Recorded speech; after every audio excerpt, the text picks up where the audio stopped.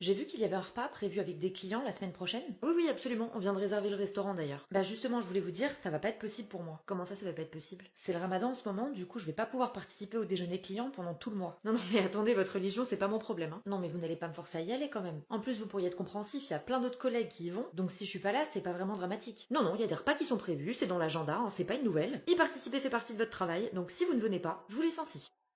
Si participer à des repas d'affaires fait partie de tes tâches, de tes fonctions en tant que salarié, par exemple si tu es commercial, en principe tu ne peux pas refuser d'y participer, même pour des raisons religieuses. Et si tu le fais et que tu ne vas pas au repas, tu peux être sanctionné pour non-exécution de tes obligations contractuelles, et cette sanction peut aller jusqu'à la rupture de ton contrat de travail. Par contre, pour le déjeuner client de la semaine prochaine, pour information, en ce moment c'est le ramadan, donc je serai là, y a pas de souci, juste par contre je vais pas pouvoir manger. Mais comment ça vous n'allez pas manger? C'est un repas client, hein, c'est dans le nom, donc vous allez manger, vous avez pas le choix. Ah bah non, non, je suis pas obligée de manger. Il est hors de question que vous vous fassiez remarquer en ne mangeant pas comme tout le monde. Donc si, vous allez manger, sinon vous êtes viré.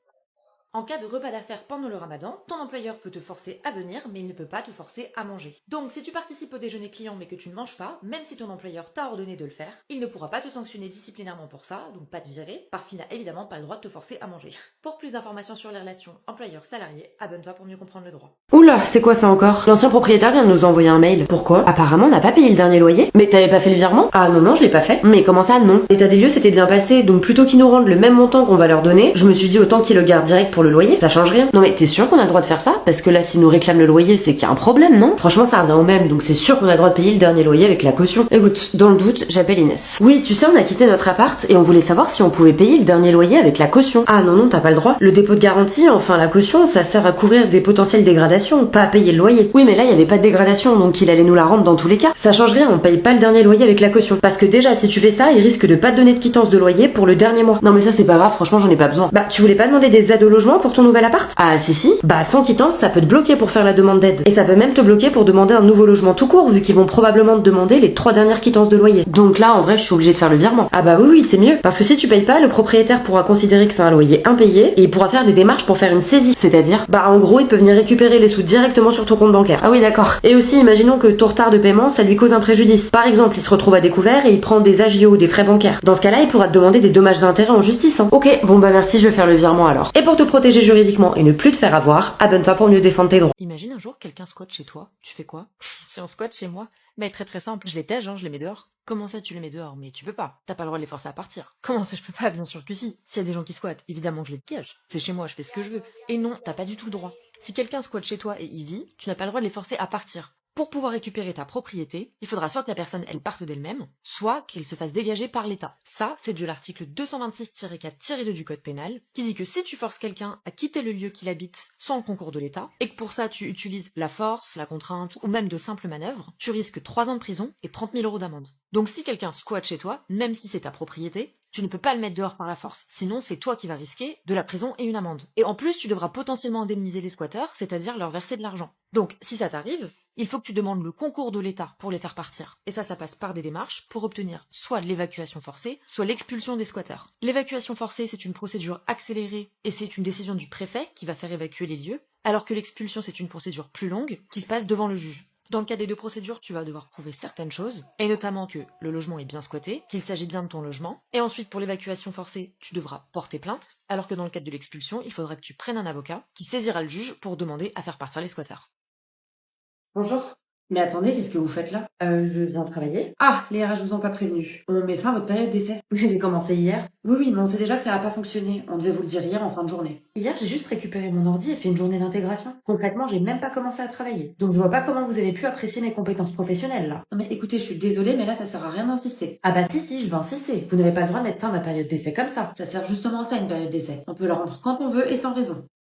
Même en période d'essai, ton employeur ne peut pas faire n'importe quoi. En fait, pour rappel, la période d'essai, c'est fait pour tester tes compétences, ta capacité à occuper le poste. Donc si l'employeur met fin à ta période d'essai, alors que concrètement, t'avais même pas eu le temps de commencer à travailler, de montrer ce que tu sais faire, bref, de faire tes preuves, ton employeur, dans ce cas-là, ne respecte pas la finalité de la période d'essai. Et dans ce cas-là, la rupture de la période d'essai est abusive, donc illégale. Si ça t'arrive, tu peux contester la rupture et demander des dommages et intérêts, donc le versement d'une somme d'argent qui permettra de compenser les dommages que tu as subis. Pour ça, il faudra que tu saisisses le Conseil des prud'hommes, qui est le juge en droit du travail. La procédure est totalement gratuite, t'as pas besoin de te faire représenter par un avocat. Évidemment, c'est toujours plus safe d'être défendu par un avocat devant un juge, mais si t'as pas les finances pour en prendre un, c'est toujours bon de savoir que tu as le droit d'aller seul au prud'homme. Et pour ne plus te faire avoir juridiquement, abonne-toi pour mieux défendre tes droits. T'as vu la mère à Rennes, qui apparemment a gardé son enfant coupé du monde depuis sa naissance? Non, il s'est passé quoi? Bah en gros, un jour elle se présente à l'hôpital parce que son fils a fait un malaise, sauf que le gosse, il avait 14 ans mais il pesait 25 kilos. Il a été placé auprès de l'aide sociale à l'enfance, et là la mère, elle est mise en examen. Ah ouais, chaud, mais du coup elle doit risquer gros, non? Oui, plutôt. Déjà pour rappel, si elle est mise en examen, c'est qu'il existe contre la mère des indices graves et concordants qu'elle a commis une infraction pénale. Donc même si on n'a pas trop d'informations pour l'instant sur comment l'enfant vivait réellement, et que la mère dit que les accusations sont fausses, qu'elle était aux petits soins pour son enfant, et que celui-ci ne s'est jamais endormi en ayant faim, si elle a été mise en examen, c'est que en théorie, l'enquête a quand même révélé des choses qui vont dans le sens d'une infraction. Et les infractions pour lesquelles elle a été mise en examen, c'est soustraction par un parent à ses obligations légales compromettant la santé, la sécurité et l'éducation de son enfant, c'est puni par 2 ans de prison et 30 000 € d'amende. Et l'autre infraction, c'est privation de soins ou d'aliments compromettant la santé d'un mineur de moins de 15 ans par un ascendant ou par personne ayant autorité. Les peines, c'est 7 ans de prison et 100 000 € d'amende. Les 2 infractions que je viens de citer, elles ont pour but de protéger les enfants, notamment en punissant les parents qui ne respecteraient pas leurs devoirs parentaux. Et l'un des premiers devoirs du parent, c'est d'entretenir et de protéger ton enfant. Ça implique de le nourrir correctement, de l'héberger dans des conditions décentes et de veiller à la santé de l'enfant, par exemple en l'emmenant chez le médecin quand c'est nécessaire. Et parmi les devoirs qui pèsent sur les parents, il y a aussi celui d'éduquer son enfant, ce qui passe par l'instruction obligatoire. Or, dans cette affaire, l'enfant, il n'est visiblement pas scolarisé. La mère dit qu'elle lui faisait l'école à la maison, mais a priori, elle ne lui donne pas l'instruction à la maison dans les conditions légales, c'est-à-dire qu'elle n'y a pas été autorisée. Ça, c'est puni par une amende de 1 500 €. Enfin, à cet enfant, il n'a pas été déclaré à la naissance. Et pour info, la déclaration de naissance, c'est obligatoire pour tout enfant qui est né en France. Sachant que si ça n'est pas fait dans les délais prévus par la loi, le parent risque une peine de 6 mois d'emprisonnement et de 3 500 € d'amende. T'as peut-être vu passer cette vidéo. Et afficher les suppressions récentes, aka afficher ce que ton gars a voulu te cacher. Faites-le, je viens d'apprendre. Je me trompais depuis 1 mois. Je sais pas si vous le savez, mais le fait d'accéder à la correspondance de quelqu'un sans son autorisation, donc par exemple en prenant un téléphone qui n'est pas le sien et en allant voir les SMS, les mails, etc., c'est une infraction pénale qui est punie d'1 an d'emprisonnement et de 45 000 € d'amende. Sachant que les peines, elles montent si jamais l'infraction elle est réalisée contre son mari, sa femme, le partenaire avec qui on est lié par un pax, ou bien son concubin ou sa concubine. Et il y a forcément des gens qui diront que de toute façon la justice française est laxiste, que si jamais tu commets cette infraction pénale-là, il ne pourra rien t'arriver. Et statistiquement, oui, il y a probablement des milliers de personnes qui ont accédé aux correspondances de quelqu'un d'autre de manière frauduleuse à qui il n'est absolument rien arrivé. Mais le risque d'en faire un TikTok, c'est que si jamais par exemple c'est ton copain ou ta copine, imagine que ça se passe hyper mal, la personne va à la police, porte plainte, la personne aura une preuve très concrète du fait que tu as bien commis l'infraction, puisqu'il a une vidéo où tu dis toi-même que tu as fouillé dans ses messages sans son autorisation. C'est quand même un risque que tu prends.